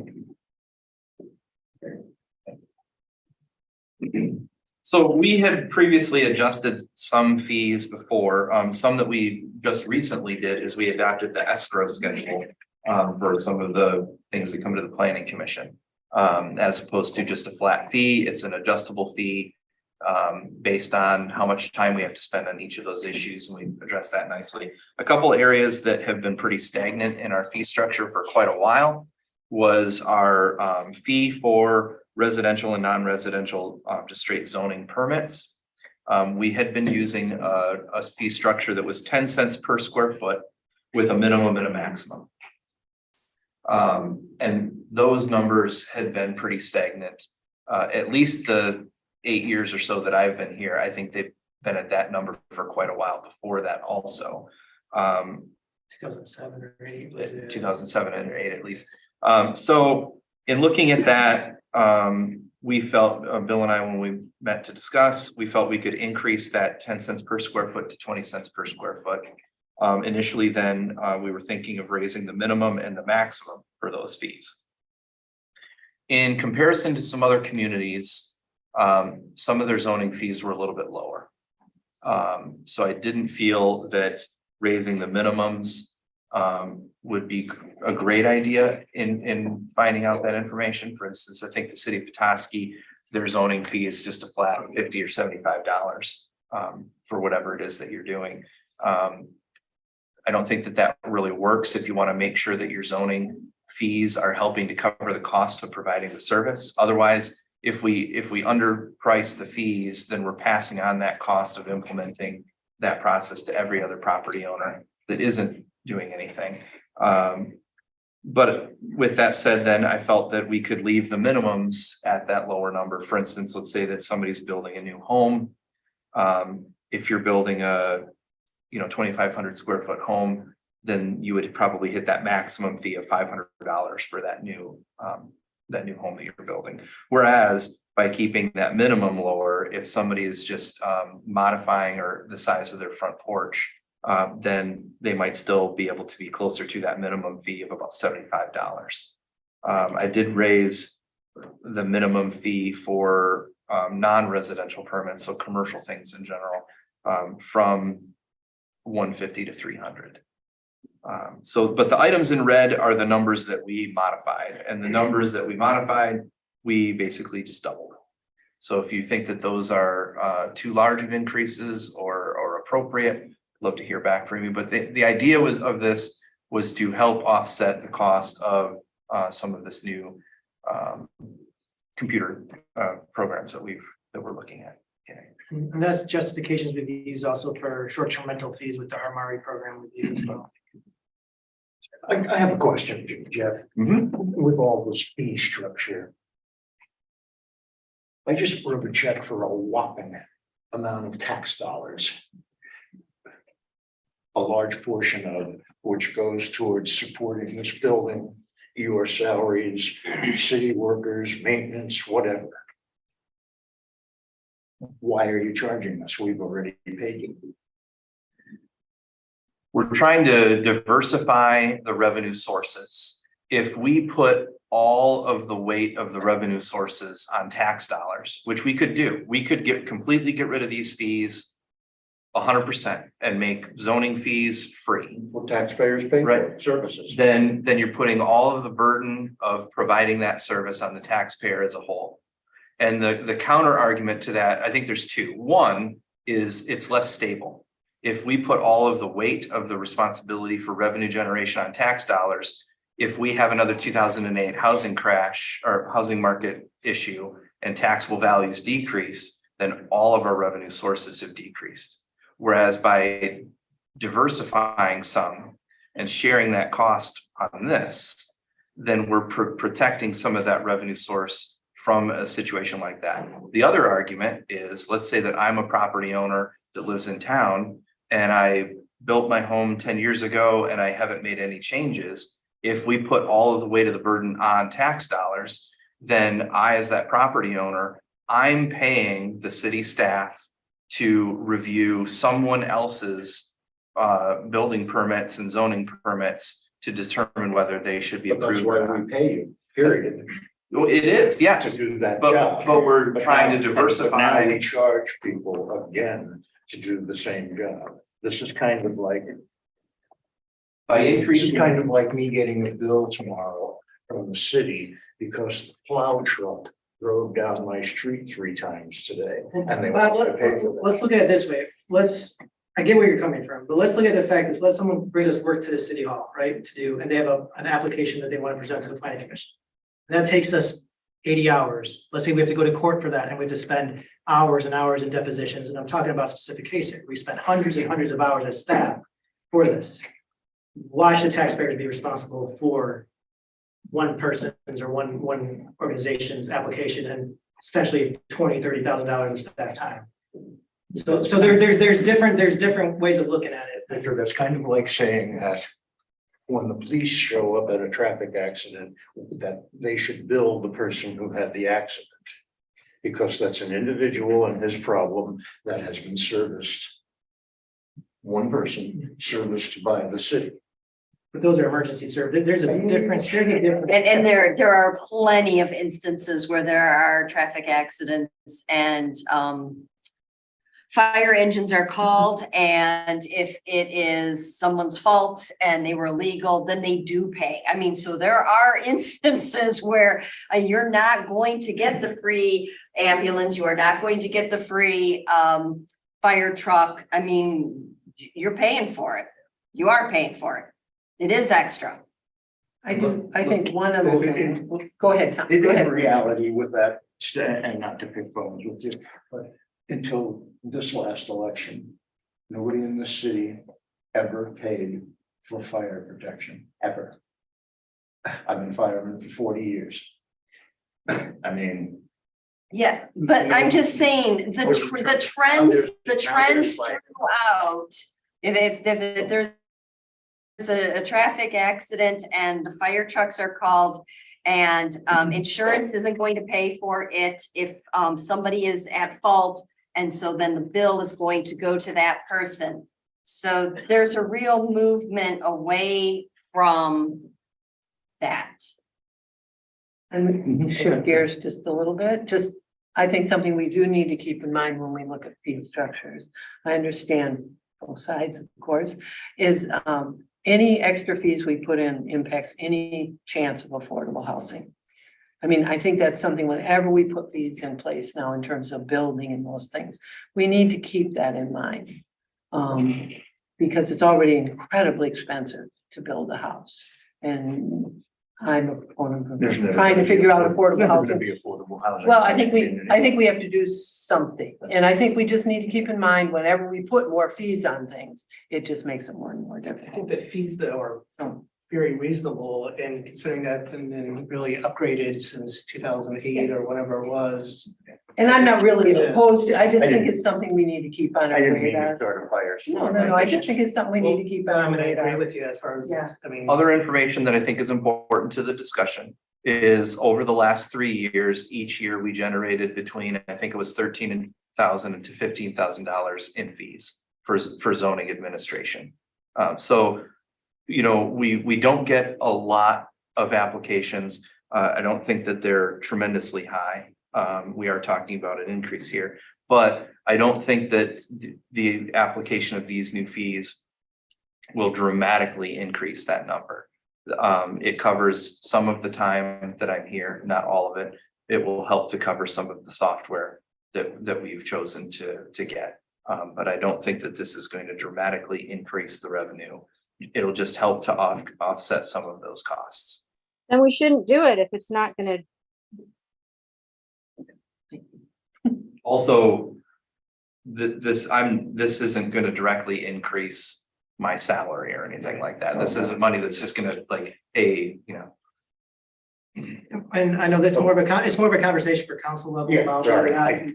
I'll just add that from my experience, if we do shift to a completely tax-based system, we'd have to reduce government probably by a third. And that's if that's a philosophical decision at the council level, if they want to reduce government, if everything was based on tax funded only, because we get about 60 to 65% of our funding from taxes right now. So we've got another third of our government that it comes in from all these other fees. So I think about those services. And I think in the future, if we do have to upgrade these fees, that we should do it ongoing, so it's consistent. It happened with our electric bills as well. Yeah.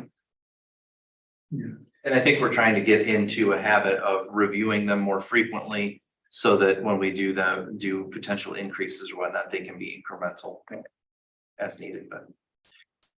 I'm in favor of aligning fees with our costs as we incur them. And I appreciate not having to pay for somebody else's building permit if they're going to, be building something. And I wouldn't have expected taxpayers to pay for my recent building permit. The single family residential, which is what we're gonna have most of, I think is really reasonable. A max of $500 to build a new house I think that's well within test of reasonability. So I would support these changes.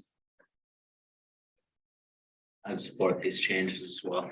Is it something that we vote on? Or? I think ultimately the decision goes to city council. I think what would be appropriate would be a motion to recommend these changes to city council for review. I would make that motion. All right, we have a motion to recommend these changes to city council. We have a second. That was Barry. All in favor, please say aye. Aye. All opposed, say nay. Okay. Unanimous. All right, and that completes our agenda, other than member comments, suggestions, ideas. Sure.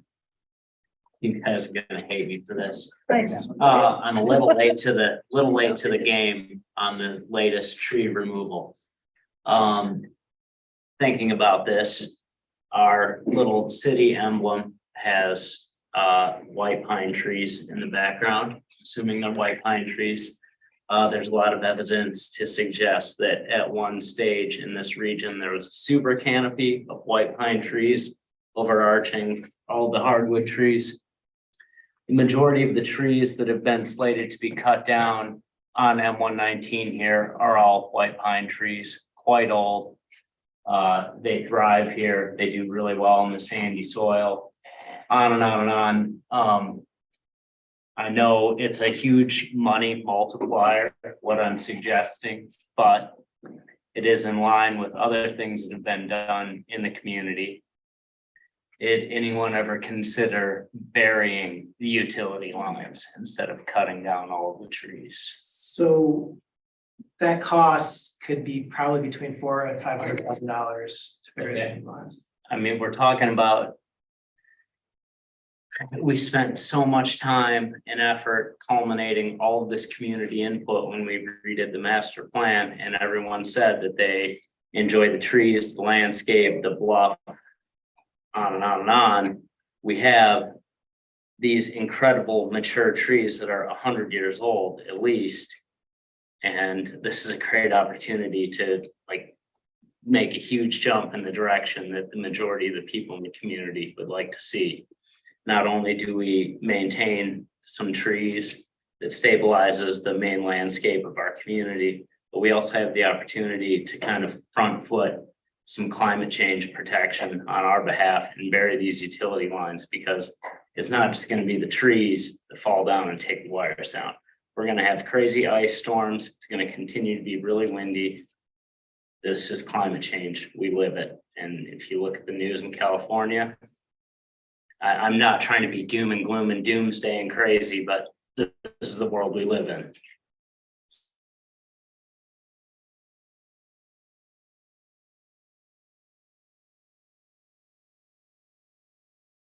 April's a deadline. I mean, they could come. Got it. Yeah.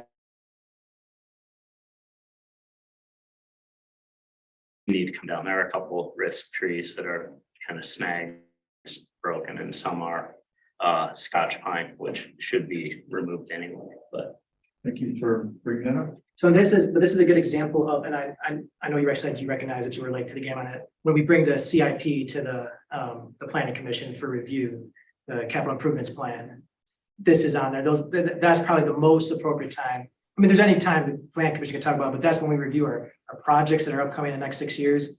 And that's where, what I try to emphasize is when we really should talk about the projects. I know there's a lot in there, a lot of projects, but because right now we've already approved it at the council level, we've already picked a bidder. It's like, it's kind of, like you said, late to the game, but that is. They're still there. The money hasn't been paid yet. And I saw what, $38,000. The bid hasn't been awarded, so I mean. Yeah, I mean, that's a lot of money to get rid of something that presumably the majority of the people told us that they want. Community. So anyway, thanks for your time. But the idea of burying utilities can come up at any time, and it can, not just there, but all around. It could be incorporated into the And that's part of capital the, improvement plan.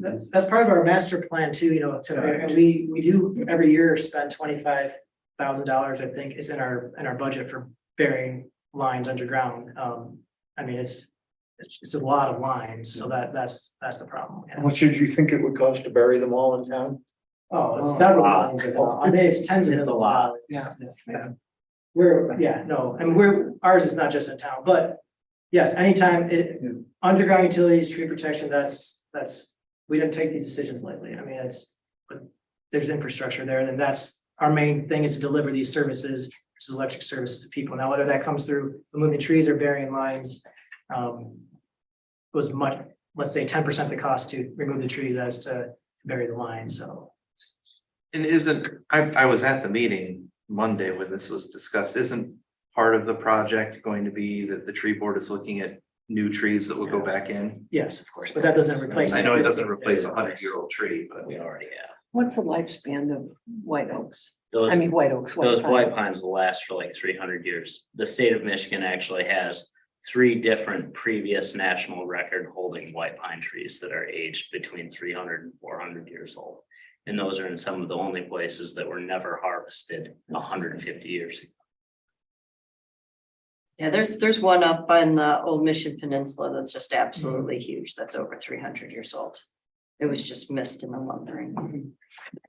I just had this conversation with somebody. And they don't tell people where it is, people won't go mess it up. In central Ohio, there's 40 acres of trees that have 20-foot prison chain link around them and concertina wire. And in the whole entire state of Ohio, that's the only land that has never been logged.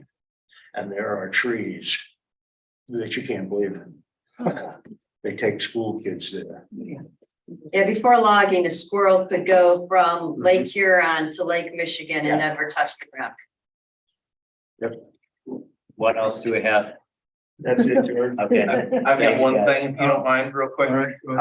We did forward this in an email. We've got this PDF that we sent out and a copy is provided on your desk. Housing North provided this document. Really what it's saying is the state of Michigan at the end of last year passed 4 new acts or Senate bills.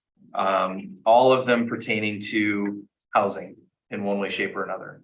All of them with the idea of providing methods that local governments can implement to help ensure, housing happen in their neighborhood. And I would just read through this as a thought. My idea is that if any one of these 4 ideas is something that looks like it's something that could fit within our community, then my ask would be the next time we come back and start talking about the zoning code, maybe we can look at some of these and find ways to implement them in a portion of the zoning code to provide the incentives that could be there for the city to do their part in helping affordable housing come to the area. And all of them basically are various ways to reduce or diminish property tax liabilities for people that are doing affordable housing programs. So just a thought for the future for another meeting. Yeah. And speaking of all that, we have our training, our optional training, a week from Saturday. It's the 28th of January at 9:30 to noon. Here. That would be right here in this room. And looking forward to learning about trends in zoning. You say 9:30. 9:30 a.m. until noon. January 28th, Saturday, right here. Be there or be square. Yeah. It's sledding. Is there sledding out there? Yes, that's Great. All right, thanks, everybody. That's a wrap.